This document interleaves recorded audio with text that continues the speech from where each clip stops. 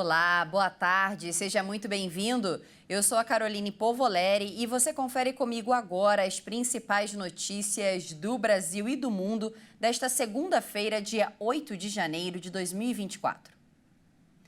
Hoje faz um ano que os prédios dos três poderes foram atacados em Brasília. Nesse período, entre os 2.170 presos pelos ataques, 30 já foram condenados à prisão. Há um ano, milhares de pessoas invadiram os prédios dos três poderes em um ato contra a nova gestão. Com faixas, bandeiras e vestidos com as camisas da seleção brasileira, homens e mulheres marcharam com violência, destruindo tudo o que encontravam pela frente. O ato ficou marcado por depredação, prejuízos e a prática de diversos crimes. Nos dias 8 e 9 de janeiro de 2023, 2.170 pessoas acabaram presas pelos atos antidemocráticos. Entre elas, 1.354 foram denunciadas pela Procuradoria-Geral da República e viraram réis em inquéritos no Supremo Tribunal Federal.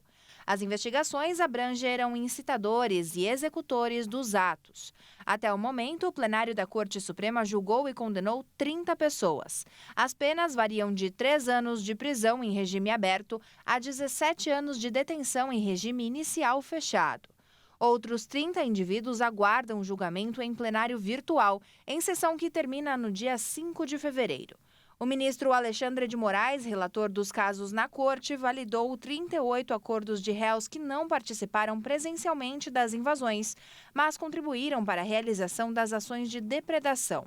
Além de confessarem os crimes, os réus se comprometeram a pagar multa e prestar 300 horas de serviços à comunidade ou a entidades públicas e a não cometer delitos semelhantes nem qualquer outro crime ou contravenção penal. Até o momento, mais de 300 denunciados por instigar os atos de 8 de janeiro manifestaram interesse em assinar os termos. Os réus que podem fechar acordo são aqueles que respondem pelos crimes de incitação e associação criminosa, com penas máximas que não ultrapassam 4 anos de reclusão. 8 dos presos acabaram condenados pelo STF. Outros 33 são réus denunciados como executores dos crimes praticados em 8 de janeiro e 2 acabaram transferidos para um hospital psiquiátrico. A pedido da PGR, 25 pessoas investigadas por financiar ou incitar os crimes seguem presas. E ainda falando dos ataques em Brasília, os prejuízos dos ataques de 8 de janeiro foram estimados em mais de 26 milhões de reais. A Advocacia Geral da União entrou com ações civis públicas contra cerca de 130 pessoas que participaram da invasão e depredação dos prédios públicos no dia 8 de janeiro. O órgão pede a condenação para o ressarcimento dos danos causados ao patrimônio público. Só a destruição no edifício sede do Supremo Tribunal Federal causou prejuízos que passam de 8 milhões e 616 mil reais, com 951 itens furtados, quebrados ou completamente destruídos. Além disso, a despesa para a reconstrução do plenário, com troca de carpetes, cortinas e outros, foi de mais de 3 milhões e 400 mil reais. Com isso, só do STF, o valor estimado ficou em cerca de 12 milhões de reais em prejuízos para os cofres públicos. E ainda falando de dinheiro, os brasileiros tiraram quase 88 bilhões de reais da caderneta de poupança em 2023. Segundo o balanço do Banco Central, a saída de recursos foi menor do que a registrada em 2022.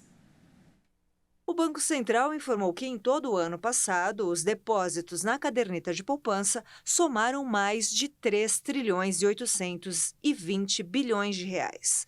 Já as retiradas totalizaram 3 trilhões e 910 bilhões de reais. Com isso, as retiradas de recursos da poupança superaram os depósitos, em 87 bilhões e 800 milhões de reais. Apesar de alta, a saída de valores da poupança em 2023 foi menor que a do ano anterior, quando mais de 100 bilhões de reais deixaram a modalidade de investimentos. A retirada de recursos da caderneta de poupança acontece em um cenário de juros ainda relativamente altos, apesar das 4 quedas seguidas da Selic, para o patamar atual de 11,75% ao ano. Indicadores também mostram que o endividamento da população segue elevado apesar da taxa de inadimplência ter recuado em novembro.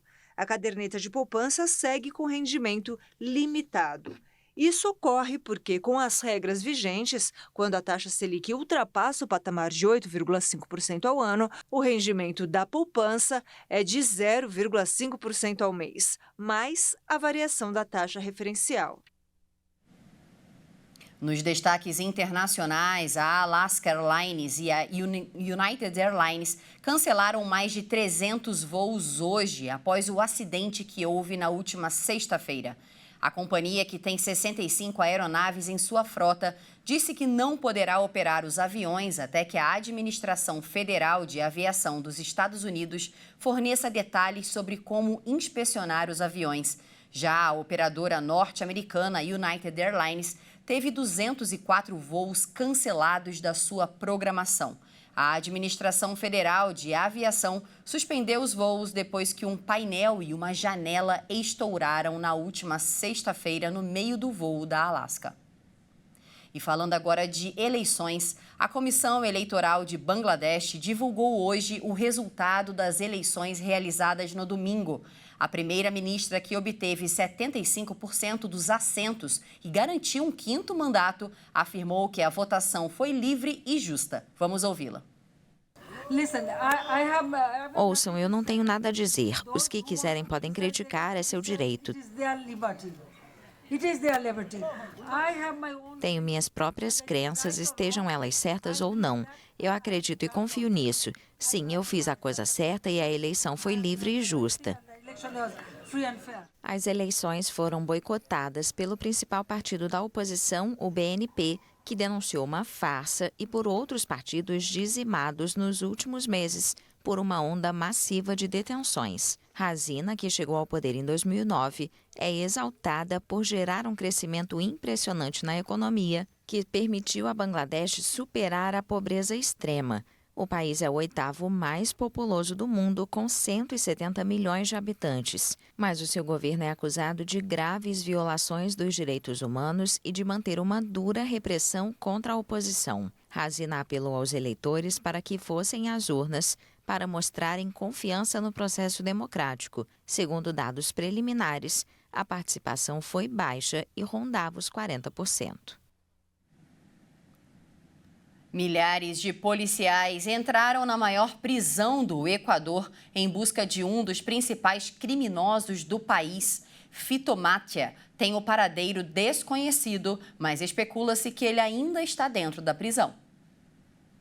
Centenas de policiais entraram no domingo no complexo penitenciário de Guayaquil, onde estava preso Adolfo Macias, conhecido como Fito, líder dos Los Choneros. Veículos de imprensa especulam a possibilidade de ele ter fugido, mas autoridades não descartam que ele esteja dentro da prisão. Detido desde 2011, Macias foi condenado a 34 anos de prisão por crime organizado, narcotráfico e assassinato.